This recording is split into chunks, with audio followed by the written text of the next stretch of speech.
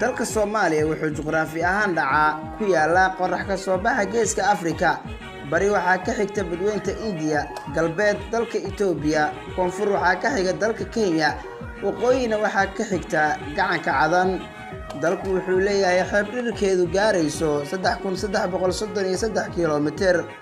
qaaradda Afrika Soomaaliya ayaa ugu xeeb dheer marka laga reebo dalka Koonfur Afrika. caasimada koowaad ee dalka waa Muqdisho, tan labaadna waa Hargeysa, tan saddexaad waa Kismaayo, tan afraad waa Baydhabo. taariikhdu markay ahayd 26 Juun ee sanadii 1960 ayay gobonimada qaateen gobolada waqooyi ee uu Ingiriisku gumaysan jiray, iyadoo 1 Luulyo ee isla sanadkaasi gobolada koonfureed ay gobonimo qaateen isla markaana la mideeyay labada gobol ee koonfur iyo waqooyi.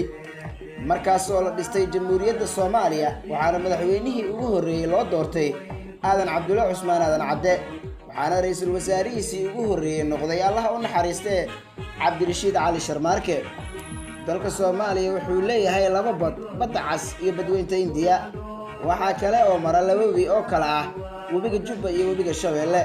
magaalooyinka dhaca xeebaha waxaa ugu caansan Kismaayo, Baraawe, Marka, Muqdisho, Qobyo, Bandarbayla, Isku Shuban, Boosaaso, Qandala, Xaluula, Berbera iyo Saylac.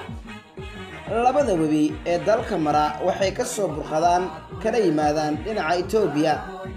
waxaa ugu dheer webiga Shabeelle oo dhirkiisu gaarayo 1500 kiiloomitir. waxaase ugu weyn uguna biyo badan webiga Jubba. magaalooyinka uu maro webiga Shabeelle oo dalka ka soo gala dhinaca gobolka Hiiraan waxaa ka mid ah Beledweyne, Buulo Burde, Jowhar, Balcad, Afgooye iyo Janaale. wuxuu ku dhamaadaa meesha la yiraahdo Dhaytubaako oo 10 kiiloomitir dhinaca Muqdisho ka soo xigta degmada Jilib.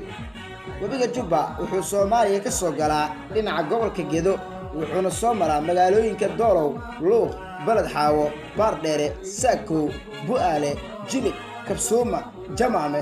wuxuu ku dhamaadaa meel Kismaayo u jirto 20 kiiloomitir.